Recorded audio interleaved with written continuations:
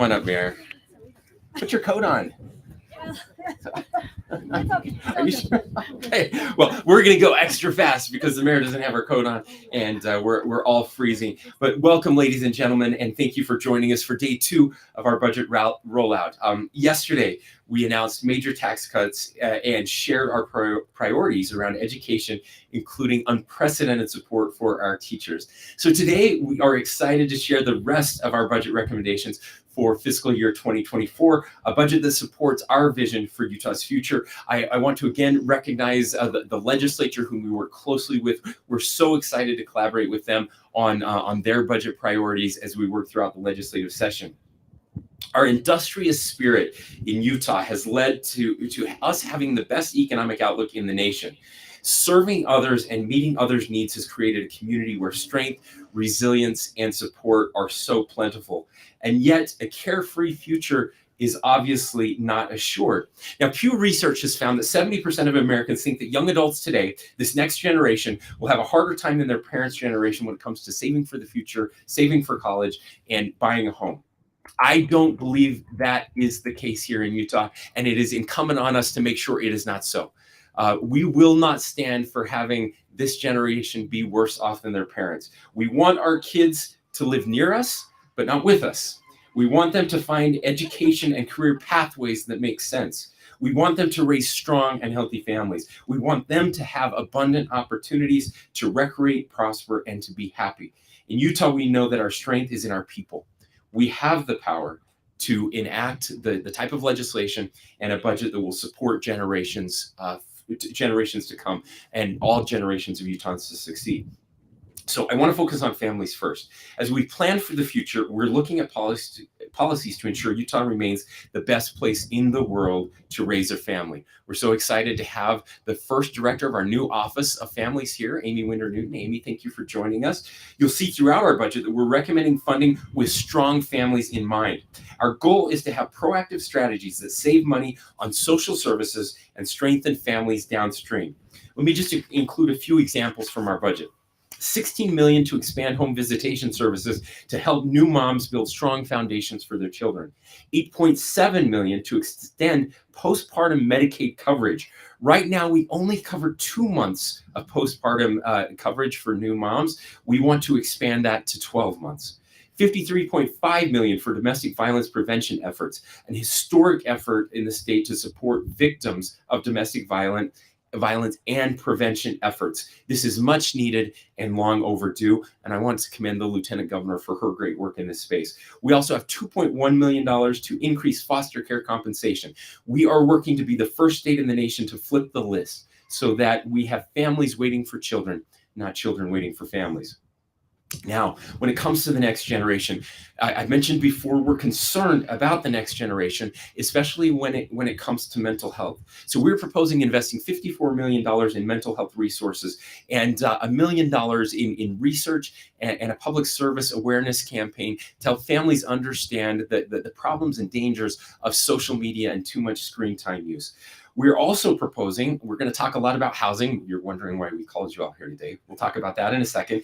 But we want to allocate $11.5 million for first-time home buyers who are educators, firefighters, and veterans, a program we've already done for public safety officers. We want to include these other first responders and veterans, teachers who are so important in our economy. Now let's talk about growth. And again, the reason we are here in Daybreak today, and I want to thank our friends from Daybreak who have helped to host us today. Part of our ability to succeed hinges on accommodating the growth that's here and that's coming to Utah. We live in one of the fastest growing states in the nation. Today, of course, we are here in South Jordan City, one of the fastest growing cities in Utah. In fact, over the last several years, the U.S. Census Bureau has reported South Jordan City in the top 10 fastest growing states in the nation. And Mayor, I know you see that every day. Proactive planning by excellent local government leadership, we have the mayor and members of the city council here today, have made a tremendous difference. A development like Daybreak has allowed us to keep the quality of life high through this rapid growth. If you look around, you can see what sustainable development looks like. Smart growth communities like Daybreak provide a life cycle of housing, from apartments to townhomes to first-time homes, luxury homes, and homes for empty nesters, and we need all of it. Our budget is focused on ensuring that there are attainable housing options for everyone, from homeless solutions to market rate rentals and home ownership. Individuals across the spectrum require a variety of support and services. Our budget includes strategies across the spectrum, including $100 million for deeply affordable housing units, $24 million for affordable housing tax credits and loans, and $15.3 million to assist home buyers and homeowners.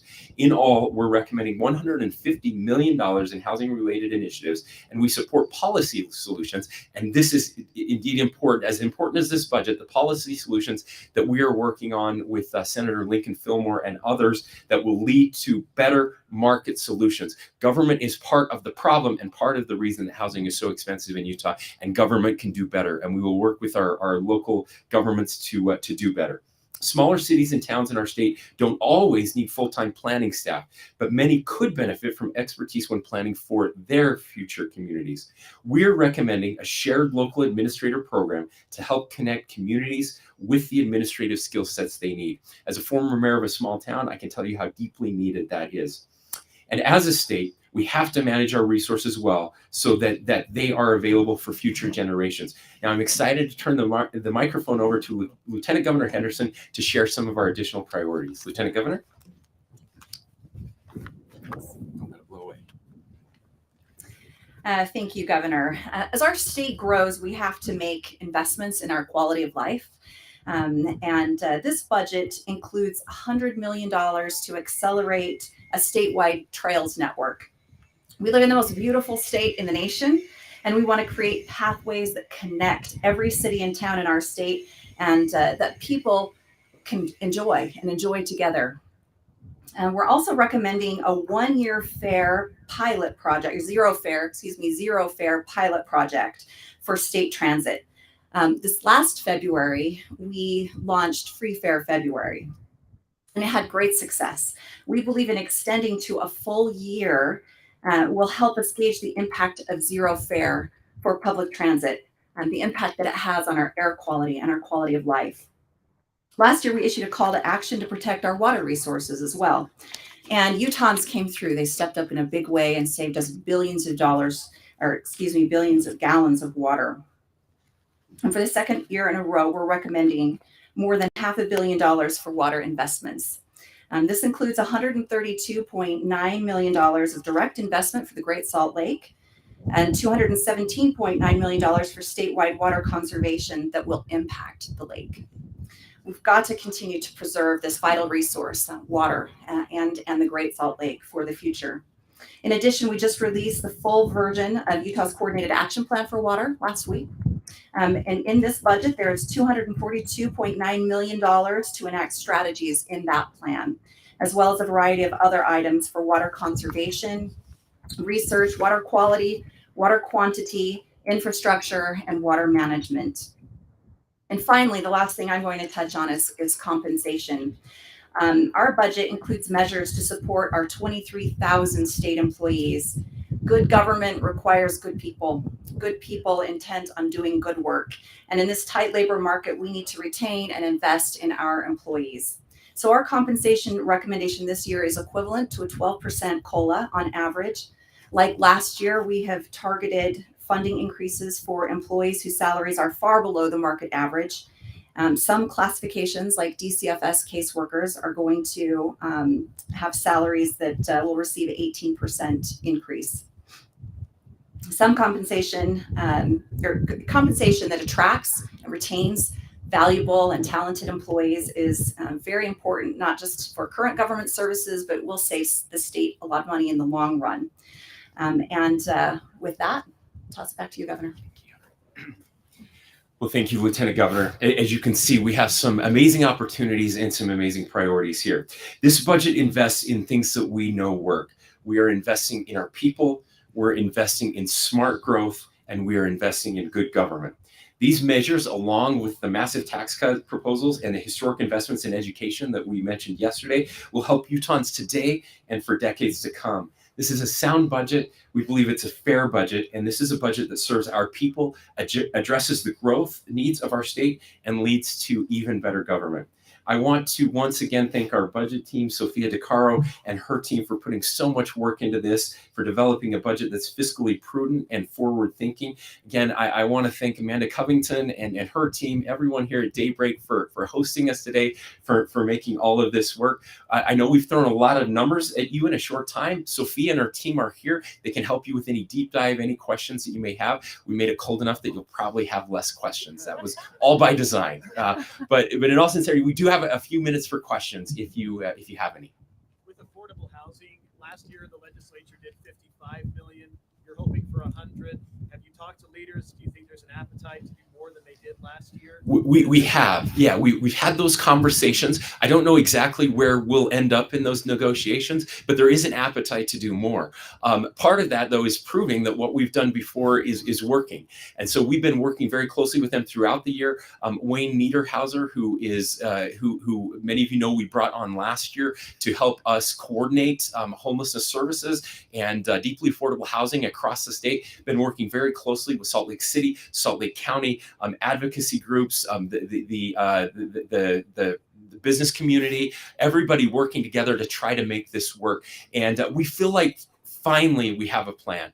Like finally we're all on the same page and headed in the right direction. And that's exactly what the legislature is looking for. So we feel confident that we'll be able to come to a significant increase in funding. Other questions? Please.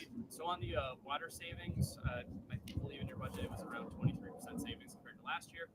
What do you attribute that to? Is that fewer people using less water? Is it agriculture using less water, or anything? Yeah, it's definitely all of the above. So when we look at the numbers from our water districts and so the municipal districts, for example, so if you look at the Jordan, Weber, all of those different districts, they will tell you that people voluntarily using less water. It wasn't that we had less people. We still grew very significantly the last year. It was everyone pitching in and doing their part. When you talk to the ag community and those that measure the agriculture outflows and inflows, they will tell you that ag made an enormous leap last year in water savings as well. And that will continue. That's part of the budget proposal, is more agriculture optimization savings. We know we can grow the same amount of food in our state with less water, and we're prepared to help farmers make that happen. When do you want to see free fare go into effect, ideally? Yeah, well, we would love to do it as soon as possible, obviously, but just the way the budget works, that would probably happen starting next summer or next fall. That's when we'd be able to do it. We're hoping to do free fare February again this year, continue to get as much data as possible. But we think with this 1-year pilot program, that will allow us to really see what's happening. And this is a win-win. We have the money to fund it. We'll continue to work with our private partners and again, local municipalities that have a funding responsibility for transit. But this is good for clean air. It's good to get cars off of our congested roadways, and we will make a big difference long term. We have $25 million in the budget for that. Now that would still include using the private partnerships that we have now, where they're paying money for transit for their employees, for example. We built that into the budget. We're hoping that our private partners will still be willing to support this, with hopes that we can prove to the legislature that it's a worthwhile thing to do long term. How does the budget prepare for or address economic uncertainty? Yeah. Great question. So we've done everything we can to make this budget as recession-proof as possible. I'm very proud to say that we live in and again, this is not just me saying it, we've been touted as one of the most fiscally responsible states in the nation. So we've been paying down debt over the last 2 years. We're proposing paying down more debt. We will have some of the lowest debt limits in recent history in my lifetime once we're done with this budget, assuming that the legislature agrees, up to the point where like the new prison will be paid off in the next year or so. Instead of a 30-year project like we were planning before, we will have that taken care of. We are also we're doing some things that we haven't done before.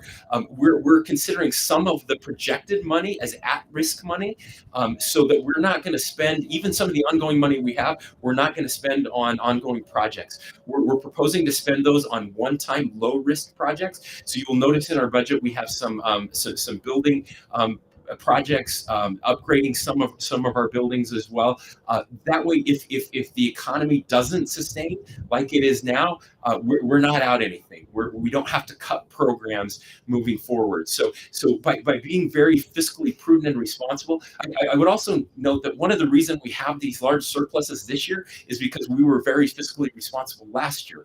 Even though the projections showed we would have more money, we didn't spend all of it. We cut back, and we're proposing to do the same thing as well. You'll also notice in our budget that we don't propose using all of the money that is available, again, according to our fiscal analysts. We're recommending that we don't allocate all of that and spend all of it.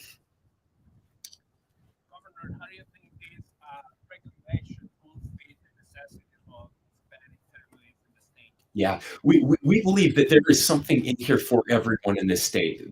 That our Hispanic families, our Native American families, that there is something here to help everyone. Utah is a welcoming state. It's a state where we value our differences. We value those who have moved here, those who call Utah home, and there's an opportunity. Again, education here, we believe, is the great equalizer. Yesterday, we mentioned that at risk. That we want to fund significant funding for our at-risk students. Okay, so a big increase there, $70 million. Got it right. Okay, $70 million for at-risk students. That the at-risk student is defined as those who receive free and reduced lunch in our state. So that's an addition for any child receiving free and reduced lunch, which will help our Title I schools. And our schools that are in low-income areas, but it also goes to benefit those who are English learners. So there's an additional amount in there to help schools who have a high amount of first-time English learners in those schools. So those are ways that we're going to help all of our students. Lieutenant Governor, I wonder if I could ask about the domestic violence piece. I know domestic violence touched your family recently, and I wondered if you could talk about what you think this money will do, and tangible effects it would have if it's all allocated, and what it would. Well, thank you. Domestic violence victim services is something that we haven't spent enough time or resources on in the state of Utah. And one of the things that the funding, $53.5 million that's allocated in the budget, one of the things that will do is provide some additional victim services, also a coordinating commission to take all of this siloed approach to domestic violence victim services and pull them together so that they can all be working together and create some synergy to address holistic problems in our system. Some of it will also be going, and I'll talk about this a little bit more in coming weeks, to require some legality assessments to be conducted, and some other pieces around that will actually help prevent domestic violence or intimate partner homicide. So we're hoping to get more funding for services and some better coordination for law enforcement and more targeted approach to domestic violence in general. Thank you. Okay, anyone else? All right, we're going to call it then. Thanks everyone for being here. We hope you have a wonderful day, and please be safe out there.